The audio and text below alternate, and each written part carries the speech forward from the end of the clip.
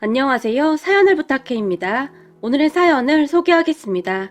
어느 날 회사에서 바쁘게 일을 하고 있었는데 엄마에게 전화가 걸려왔어요. 성민아, 엄마야. 지금 통화 가능하니? 네, 엄마. 무슨 일이세요? 웬만하면 먼저 전화를 하지 않던 엄마가 전화를 하셨기에 혹시나 집에 무슨 일이 있는지 걱정이 됐어요. 혹시 말이다. 이 엄마한테 돈 좀 빌려줄 수 있겠니? 엄마가 갑작스레 물었는데 우리 부모님은 절대 우리에게 돈 얘기를 꺼내시는 분들이 아니셨기에 갑작스레 돈을 빌려달라고 하셔서 제가 약간 놀란 채 엄마, 집에 무슨 일 있어요? 돈은 갑자기 왜요? 엄마에게 걱정스러운 목소리로 물었어요. 아니, 무슨 일이 있는 건 아닌데 뭐 좀 사야 할 게 있어서 그런데 돈이 좀 부족하네. 엄마가 선뜻 말을 하지 못한 채 계속 눈치를 보는 듯 했어요. 왜요? 뭘 사야 하는데요? 저한테 말씀하시면 제가 살게요. 뭔데요? 저기 그게 말이다. 이걸 어떻게 말해야 하나? 뭔데요? 급한 거예요? 아니, 그게 아니라 니들 기분 나쁠까봐 우리가 계속 말을 못했었는데 니들 아빠가 계속 한숨만 쉬고 잠을 잘 못 자는구나. 우리가 가지고 있는 돈도 좀 있고 조금만 보태주면 살 수 있을 것 같은데 엄마는 계속해서 뜸을 들이며 말을 빙빙 돌리고 있었어요. 그런 엄마에게 뭔데 그래요? 괜찮으니까 말씀해보세요. 제가 말을 했는데 저기 그게 말이야. 그 과수원 말이다. 그게 지금 아주 싼 가격에 나온 모양인데 네 아버지가 그걸 사고 싶어 해. 너도 알다시피 네 아버지가 그 과수원에 한이 맺혀 있지 않니? 엄마가 정말 힘겹게 말을 꺼냈는데요. 설마 강원도의 그 과수원 말하는 거예요? 엄마 아버지는 도대체 그 과수원에 왜 그렇게 미련을 못 버리는 거예요? 누나랑 나는 그 과수원 쳐다보기도 싫은데 도대체 왜 그러시는지 모르겠네요. 엄마가 눈치를 보고 있다는 것을 잘 알고 있었음에도 불구하고 제가 툭 던지듯이 말을 했어요. 그렇지. 니들한테는 그렇긴 하지. 그래 미안하다. 이만 끊으마. 엄마가 급히 전화를 끊어버리셨고 전화가 끊어진 휴대폰을 보며 제가 긴 한숨을 내쉬었는데요. 그러다가 잠시 후에 누나, 나야. 혹시 엄마한테 전화 왔었어? 제가 누나에게 물었는데 아니, 무슨 전화? 왜, 집에 무슨 일 있으시대? 아니, 그런 건 아닌데 난 도무지 이해가 안 된다. 다른 게 아니라 그 강원도의 과수원 말이야.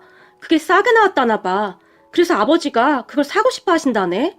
아니 도대체 그 과수원에 왜 그리도 미련을 못 버리시는 건지. 말을 하던 도중 저도 모르게 다시 한숨이 새어나왔는데요. 아빠 마음이 전혀 이해가 안 되는 건 아니지. 가만히 생각해보면 엄마 아빠가 맺힌 게 얼마나 많겠어? 나는 아직도 그때만 생각하면 치가 떨릴 정도인데 그때가 생각나는지 누나의 목소리가 약간 높아졌고 그런 누나의 말을 듣다 보니 부모님의 심정이 얼핏 이해가 되기도 했어요. 그러니까 그게 벌써 아주 오래전 일이었는데요. 우리 부모님은 강원도에 한 과수원집 일을 도와주며 그곳에서 받은 돈으로 집안 살림을 해나가고 있었어요. 그러니까 한마디로 말하자면 남의 집 농사일을 도와주며 그렇게 살고 있었다고 보시면 될 것 같아요. 처음 그곳에서 일을 시작하게 된 이유에 대해서는 잘 모르겠으나 큰아버지가 하던 일을 우리 아버지가 같이 도와서 했었다는데 도중에 큰아버지가 하던 일이 잘못되면서 급한 대로 큰아버지가 우리 부모님에게 그곳에서 일을 하고 있으라고 했던 모양입니다. 우리 부모님이 딱히 기술이 있었던 것도 아니었고 별다른 방법이 없었다고 하니까요. 거기다 그때 큰아버지 일이 잘못되면서 집까지 다 날리게 되었고 오갈 데가 없었기에 큰아버지가 친한 친구에게 우리 부모님을 부탁했던 것 같아요. 물론 처음에는 그곳에 그렇게 오래 있을 것이라고 아무도 생각하지 않았다는데요. 돈을 벌어서 돌아오겠다는 큰아버지가 한동안 돌아오지 않았기에 꽤 오랜 기간 동안 그곳에 있어야 했다고 합니다. 거기다 그 과수원집에서 우리 부모님이 지낼 수 있는 방도 마련해준다고 했기에 아마도 선택의 여지가 없었던 것 같았어요. 큰아버지는 우리 부모님에게 부모와 같은 그런 존재였고 큰아버지 또한 항상 우리 부모님을 걱정했기에 서로 많이 의지하고 있었던 것 같아요. 그렇게 그 과수원에서 일을 하며 우리 부모님은 큰아버지가 돌아오기를 기다리고 또 기다렸다고 합니다. 하지만 그 뒤 큰아버지의 일이 잘 풀리지 않았던 것인지 생각했던 기간보다 훨씬 오랫동안 그곳에서 지내야만 했다고 하는데요. 그런데 문제는 처음에는 잘해주던 과수원집 주인이 가면 갈수록 우리 부모님에게 함부로 대했다고 하는데요. 아마도 몇 년이 지나도 큰아버지가 오지 않자 더욱 만만하게 보고 그랬던 것 같았어요. 더군다나 우리 부모님은 한없이 착하기만 한 그런 분들이었으니까요. 그렇게 과수원집 주인은 꼭두 새벽부터 늦은 밤까지 우리 부모님을 부려먹었는데 일한 것에 비해 돈은 아주 형편없이 줬다고 합니다. 물론 두 분이서 지낼 때는 그냥저냥 살만했다고 하는데 누나와 제가 태어나면서부터 살림이 쪼들리기 시작했기에 어느 날은 우리 아버지가 저기 우리 아들딸도 태어났고 한데 일당을 조금만 올려주시면 안 될까요? 정말 어렵게 말을 꺼낸 모양인데요. 내가 니들 먹여주고 재워주는데 뭘 더 바래? 이래서 잘해줘봤자 아무 소용도 없는 거야. 라며 아버지의 말을 들은 척도 하지 않았다고 합니다. 그런 주인집을 보며 엄마가 우리 다른 데로 가요. 다른 데 가서 열심히 일하면 이것보다 더 받는데 왜 이러고 살아야 해요? 아버지에게 하소연을 했지만 안 돼. 우리 형님이 기다리라고 했잖아. 형님이 꼭 오실 거야. 여기 왔는데 우리 없으면 형님이 우리를 얼마나 찾겠어? 아주버님이 오실 거였으면 벌써 왔지. 지금이 도대체 몇 년째예요. 이제는 아예 연락 한 통도 없이 아주버님도 참 무심하시네요. 처음 한동안은 해외로 돈 벌러 갔으니까 자주 연락하기 어렵다고 전화가 왔었다는데 언제부턴가는 아예 연락도 끊겨버렸고 그럼 큰아버지가 엄마는 그렇게 야속할 수가 없었다는데요. 그도 그럴 수밖에 없었던 것이 그 과수원 일이 워낙 힘들기도 했고 허구한 우리 부모님에게 함부로 하던 그 주인집 사람들 때문에 엄마는 지칠 대로 지쳐 있었으니까요. 언젠가 한 번은 과수원에서 일을 하고 집에 들어온 엄마가 상품 가치가 없는 벌레 먹은 과일을 몇 개 챙겨왔었다고 하는데요. 그런데 어떻게 알고 찾아왔는지 그날 밤 과수원집 주인이 와서 우리 엄마에게 우리가 지금까지 도둑을 키웠네 그래? 라며 고래고래 소리를 지르기도 했어요. 그런 주인집 부부의 고함 소리에 누나와 제가 이불 속에 들어가서 눈물만 뚝뚝 흘리고 있었는데 그 주인집 부부가 방 안까지 들어와서는 방 안을 다 뒤지기도 했어요. 우리 부모님은 그저 죄인 마냥 고개만 푹 숙이고 있을 뿐이었고요. 하지만 누나와 저는 그때의 그 수치심을 평생 잊지 못한답니다. 거기다 하루는 그 집에서 고기를 구워 먹는지 삼겹살 냄새가 아주 진동을 했고 누나와 제가 그 집 부엌 앞에 쪼그리고 앉아 있었는데요. 그런 우리 남매를 보더니 그 집 아들이 엄마 거지들 왔어! 라고 큰 소리로 말을 했고 그 말을 듣던 주인집 아줌마가 우리를 보더니 물 한 바가지를 가지고 와서는 우리에게 냅다 뿌려버리기도 했어요.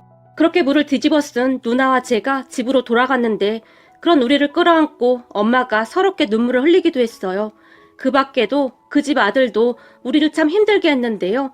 어느 날은 그 집 아들이 과자를 잔뜩 들고 먹고 있었는데 그 과자가 너무 먹고 싶었던 나머지 제가 그 집 아들을 빤히 바라보고 있었어요.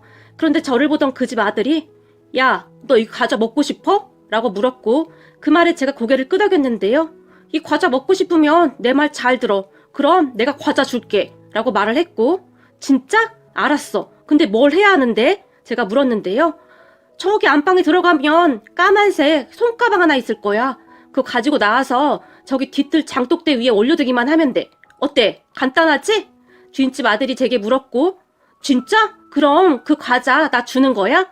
저는 그때 당시 과자를 먹을 생각밖에 없었고 그런 주인집 아들 말에 별 생각도 없이 주인집 안방으로 들어가서는 그 가방을 가져다가 뒤뜰 장독대 위에 올려두었고 주인집 아들이 제게 과자 2봉지를 줬어요. 그때 당시 과자를 2스내 들고 어찌나 신이 나던지 바로 우리 방으로 뛰어들어갔고 한 봉지는 제가 먹고 나머지 한 봉지는 누나를 주기 위해 방에 잘 놔뒀었어요. 그런데 얼마 후에 그 난리가 날 것이라고는 상상도 못했었는데요. 잠시 뒤 주인집 아줌마가 누구야? 누가 내 가방 가져갔어? 라며 소리를 질러댔어요. 그 모습을 보며 저는 놀란 채 그런 주인집 아줌마를 멍이 바라보고 있었는데 주인집 아들이 저를 가리키더니 엄마, 내가 아까 보니까 제가 우리 방으로 들어가더라? 라는 말을 했고 제가 너무나 놀란 나머지 그게 아니라 라는 말을 꺼내고 있었지만 주인집 아줌마가 순식간에 저에게 뛰어와서는 너 내 가방 어딨어? 그 안에 있던 돈 어딨냐고? 저를 자꾸 흔들어댔어요. 그런 주인집 아줌마를 보며 아니 아무리 그래도 우리 아들 말은 들어봐야죠. 엄마가 그런 주인집 아줌마를 제게서 떼어내며 말했는데요. 들어보긴 뭘 들어봐. 당신 아들이 우리 안방으로 들어가는 거 봤다고 하는데 주인집 아줌마가 우리 엄마를 밀치며 소리를 질러댔어요. 그리고는 주인집 아줌마가 다시 저를 붙들고는 너 그 안에 있던 돈 다 어떻게 했어? 그게 다 얼마인 줄 알기나 해? 어딨냐고? 다시 소리를 질러댔어요. 전 진짜 몰라요. 제가 울먹이며 말을 했는데 잠시 후에 주인집 아들이 엄마 가방 찾았어. 가방 쟤네 집 부엌에 있었어. 라며 큰 소리로 외쳤어요. 그렇게 주인집 아줌마와 우리 엄마가 부엌에 들어갔는데 그 가방이 정말 거기에 있었고 아마도 주인집 아들이 장독대에 있던 걸 몰래 돈만 빼고 다시 거기로 옮겨다 놓은 것 같았어요. 너 여기 있던 돈 다 어디 갔어? 빨리 돈 내놔. 주인집 아줌마가 다시 다그치기 시작했어요. 그 바람에 제가 그만 큰 소리로 울어버렸는데 네가 정말 돈 가져간 거야? 아니지? 엄마가 제게 물었고 난 아니야. 아니란 말이야. 저 형이 가지고 나오라고 했단 말이야. 제가 다시 훌쩍이며 대답을 했는데요. 이게 거짓말까지 안 해? 쬐끈한 게 어디서 거짓말이야? 주인집 아줌마가 흥분한 채 말을 하다가는 거기 있는 돈 다 내놔. 네 아들이 가지고 갔잖아. 안 그럼 가만 안 둘 거니까 알아서 해. 내가 경찰에 신고해버릴 테니까. 엄마에게 윽박을 질러대다 갔어요. 그리고 우리 엄마가 네가 가져간 거야? 우리 아들이 그런 거 아니지? 제게 물었는데 엄마의 눈에는 눈물이 가득했어요. 엄마, 내가 가지고 간 게 아니야. 주인집 형이 나보고 그 가방을 가지고 나와서 뒤뜰 장독대 위에 올려두라고 했어. 그럼 과자 준다고 하면서. 그래서 난 거기에 갖다 둔 거밖에 없어. 진짜야. 제가 흐느끼며 말했어요. 그런 제 말을 듣던 우리 엄마가 그래, 아니면 됐어. 우리 아들이 그럴 리가 없지. 라고 말을 했지만 그 뒤 우리 부모님은 그 많은 돈을 다 갚아야만 했어요. 그 가방을 가지고 나온 것이 제가 맞았기에 그냥 다 뒤집어 쓰고 말았거든요. 거기다 옆에서 제 말을 듣고 있던 누나가 분노를 했었는데 다음날 주인집 아들을 불러내서는 니네 엄마 가방에 있던 돈 네가 가져갔지? 누나가 주인집 아들을 노려보며 다그쳤고 네 동생이 가져갔잖아. 왜 나한테 그래? 주인집 아들이 시치미를 뗐지만 너 잘 들어. 내가 나중에 커서 너 같은 것들 다 가만 안 놔둘 거야. 주인집 아들에게 쏘아 붙였어요. 그리고 둘이서 다툼이 일어났는데 엎치락 뒤치락 하다가는 둘 다 땅바닥에 뒹굴었고 그렇게 흙 범벅이 된 채 각자 집으로 돌아갔는데 주인집 아들이 우리 누나를 일러바쳐서 또다시 한바탕 소동이 일어났어요. 그리고 우리 아빠가 다시 머리까지 조아리며 빌어대고 나서야 마무리가 되었는데요. 누나가 저를 앉혀놓고는 너 누나 말 잘 들어. 제가 하는 말 절대 들으면 안 돼. 알았어? 아주 나쁜 놈이야. 그러니까 되도록이면 말도 하지 마. 라며 신신당부를 했고 미안해 누나. 과자 준다고 해서 그랬어. 거기다 2봉지나 준다고 해서 그랬어. 누나도 과자 좋아하잖아. 제가 울먹이며 대답했어요. 그런 저를 보던 누나가 그리고 저런 사람들을 이기는 방법은 공부밖에 없어. 알았어? 그러니까 공부 열심히 해. 내가 나중에 크면 그대로 다 갚아줄 거야. 누나가 이를 악물고 주인집을 째려보며 말했어요. 주인집 사람들은 그 뒤에도 우리 가족에게 정말 모질게 행동했고 그 바람에 우리 가족은 하루도 마음 편할 날이 없었어요. 그렇게 힘들게 살던 어느 날 도저히 못 참겠던지 우리 아버지가 저희 그만 나가서 따로 살겠습니다. 라고 말을 했는데 니들이 나가? 네 형이 여기서 기다리라고 했던 거 잊었냐? 나중에 네 형이 찾아오면 나는 니들 어디로 갔는지 모른다고 할 테니까 알아서 해. 라며 아버지의 아픈 곳을 건드리곤 했어요. 우리 가족은 그렇게 한동안을 그곳에서 살 수밖에 없었는데요. 모두의 불만에도 불구하고 형님은 반드시 돌아올 거야. 우리 형님이 우리를 이대로 둘 사람이 아니야. 아버지는 큰아버지를 기다리고 또 기다렸어요. 그러던 어느 날 우리 아버지가 그렇게 기다리고 기다리던 큰아버지가 저 멀리서 걸어오셨는데 그 모습을 보며 우리 아버지의 몸이 심하게 떨리고 있었어요. 형님! 형님! 아버지가 목장갑을 낀 손을 덜덜 떨면서 큰아버지에게 뛰어갔는데 그 순간 아버지의 눈에서는 눈물이 끝도 없이 흘러내렸어요. 내 동생 정서가 형 왔다. 형이 왔어. 그 아버지의 모습을 보던 큰아버지가 한 걸음에 달려오셨는데 어찌나 급히 달려오셨던지 달려오시다가 신발까지 벗겨졌지만 큰아버지는 그저 우리 아버지만을 보며 뛰어올 뿐이었어요.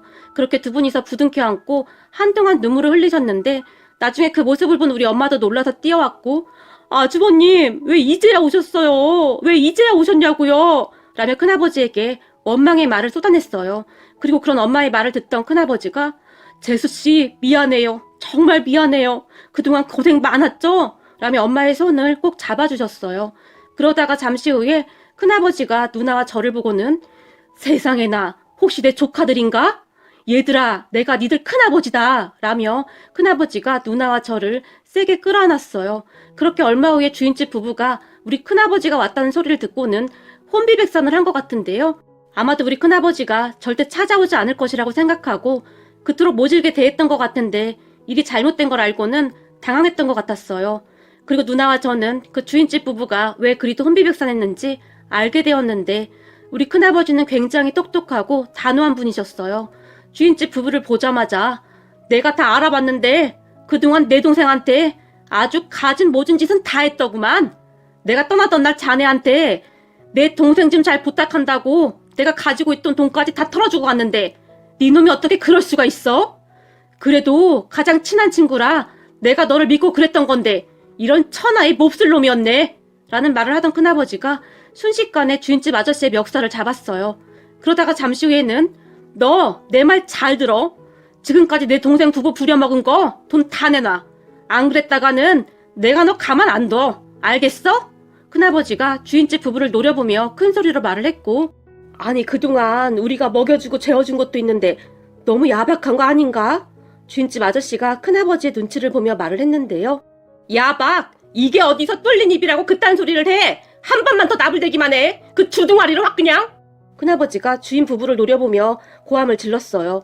그리고 얼마 후에 주인집 아저씨가 우리 부모님이 그동안 일하고 제대로 받지 못한 돈을 계산해서 가지고 왔는데 나도 최대한 맞춘 거야.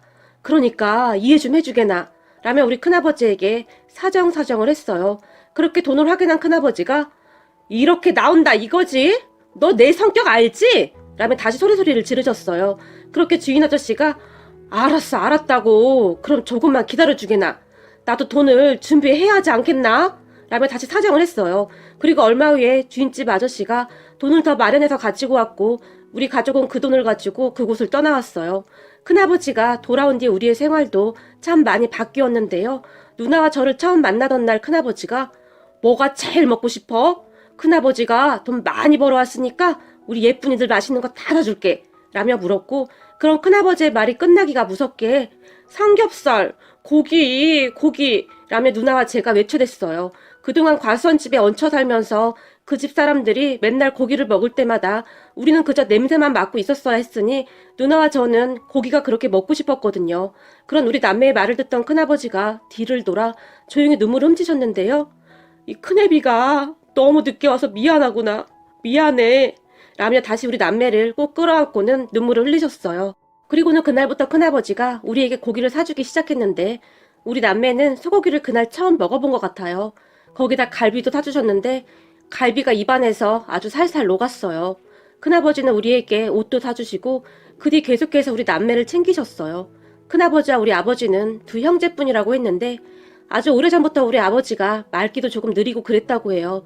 그래서 할머니 할아버지가 우리 아버지 걱정을 참 많이 하셨다는데 그런 우리 아버지를 큰아버지에게 부탁하셨다고 합니다.